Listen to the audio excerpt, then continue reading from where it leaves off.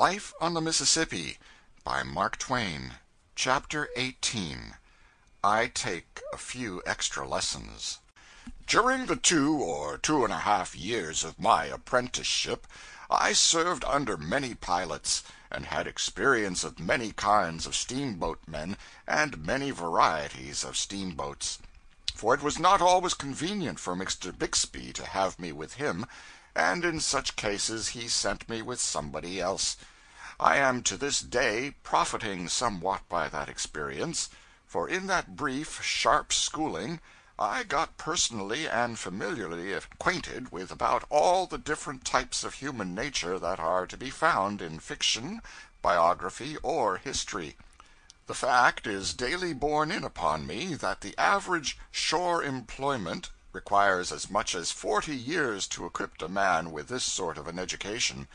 When I say I am still profiting by this thing, I do not mean that it has constituted me a judge of men. No, it has not done that, for judges of men are born, not made.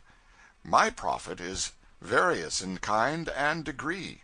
But the feature of it, which I value most, is the zest which that early experience has given to my later reading. When I find a well-drawn character in fiction or biography, I generally take a warm personal interest in him, for the reason that I have known him before, met him on the river. The figure that comes before me oftenest, out of the shadows of that vanished time, is that of Brown, of the steamer Pennsylvania, the man referred to in a former chapter, whose memory was so good and tiresome. He was a middle-aged, long, slim, bony, smooth-shaven, horse-faced, ignorant, stingy, malicious, snarling, fault-hunting, mote-magnifying tyrant. I early got the habit of coming on watch with dread at my heart. No matter how good a time I might have been having with the off-watch below, and no matter how high my spirits might be when I started aloft, my soul became lead in my body the moment I approached the pilot-house. I still remember the first time I ever entered the presence of that man. The boat had backed out from St. Louis and was straightening down. I ascended to the pilot-house in high feather, and very proud to be semi-officially a member of the executive family of so fast and famous a boat. Brown was at the wheel.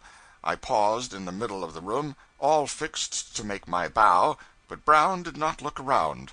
I thought he took a furtive glance at me out of the corner of his eye, but as not even this notice was repeated, I judged I had been mistaken.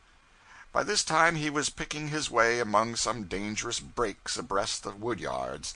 Therefore it would not be proper to interrupt him, so I stepped softly to the high bench and took a seat. There was a silence for 10 minutes, then my new boss turned and inspected me deliberately and painstakingly from head to heel for about, as it seemed to me, a quarter of an hour, after which he removed his countenance, and I saw it no more for some seconds. Then it came around once more, and this question greeted me: "Are you Horace Bixby's cub?" "Yes, sir." After this, there was a pause and another inspection. Then, "What's your name?" I told him. He repeated it after me. It was probably the only thing he ever forgot, for although I was with him many months, he never addressed himself to me in any other way than "Here!" and then his command followed. "Where was you born?" "In Florida, Missouri." A pause, then, "Dern sight better stayed there." By means of a dozen or so of pretty direct questions, he pumped my family history out of me. The leads were going now in the first crossing. This interrupted the inquest. When the leads had been laid in, he resumed: "How long have you been on the river?" I told him. After a pause, "Where'd you get them shoes?" I gave him the information. "Hold up your foot." I did so. He stepped back, examined the shoe minutely and contemptuously, scratching his head thoughtfully, tilting his high sugar-loaf hat well forward to facilitate the operation, then ejaculated, "Well, I'll be dod-derned," and returned to his wheel. What occasion there was to be dod-derned about it is a thing which is still as much of a mystery to me now as it was then. It must have been all of 15 minutes. 15 minutes of dull, homesick silence, before that long horse face swung round upon me again, and then what a change! It was as red as fire, and every muscle in it was working.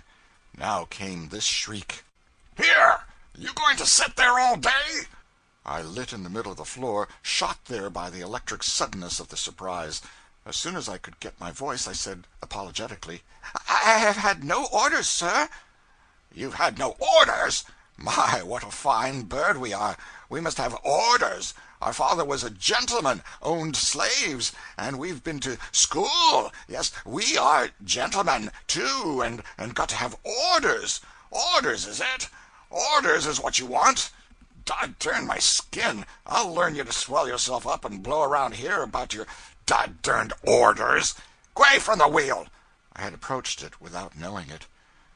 I moved back a step or two, and stood as in a dream, all my senses stupefied by this frantic assault. "What are you standing there for?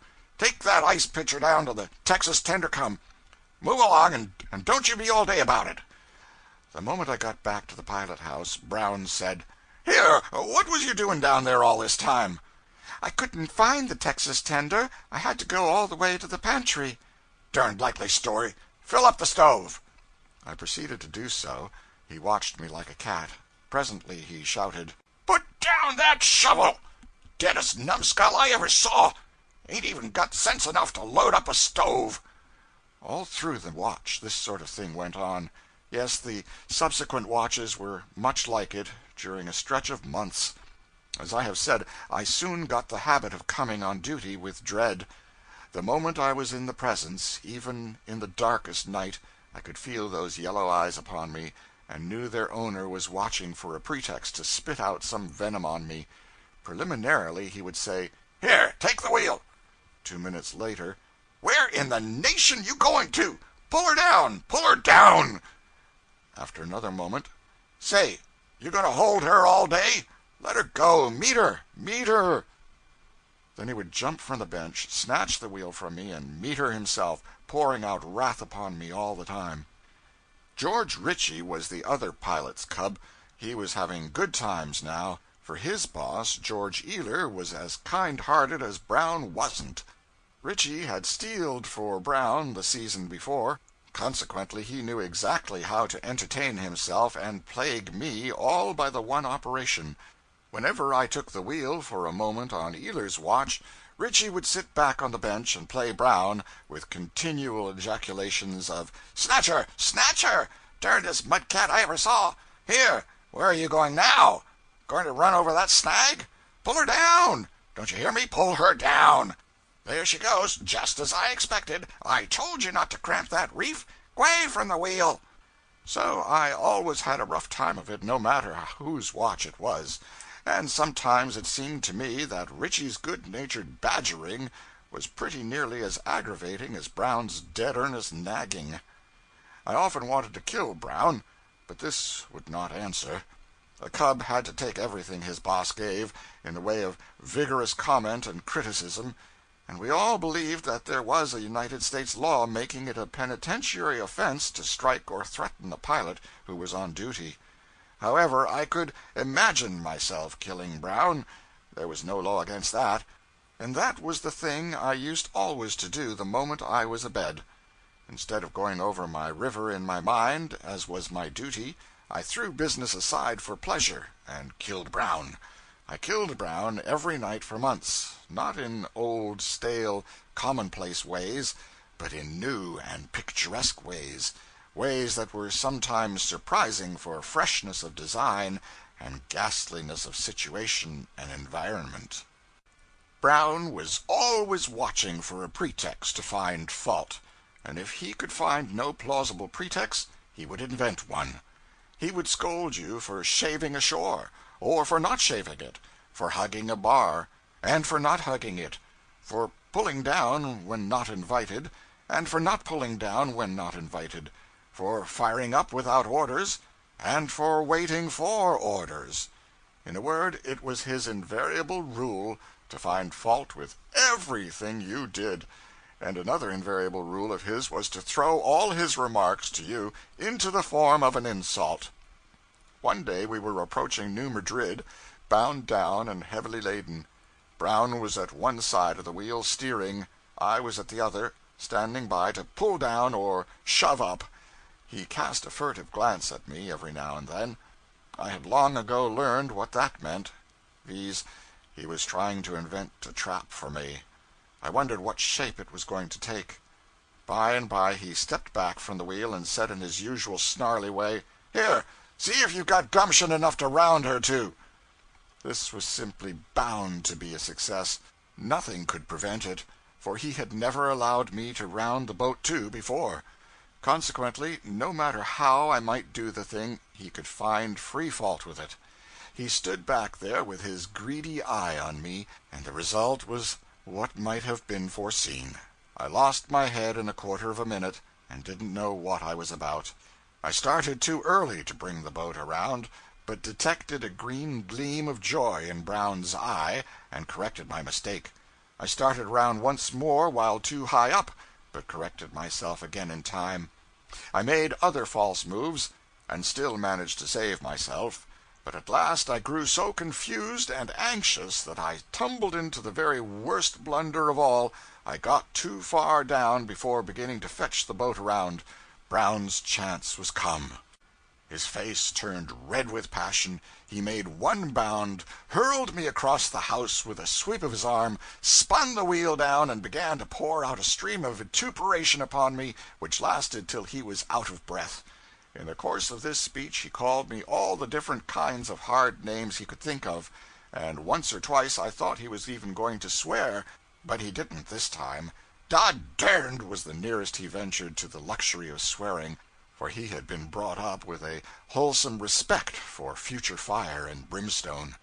That was an uncomfortable hour, for there was a big audience on the hurricane deck. When I went to bed that night I killed Brown in 17 different ways, all of them new. End of chapter 18.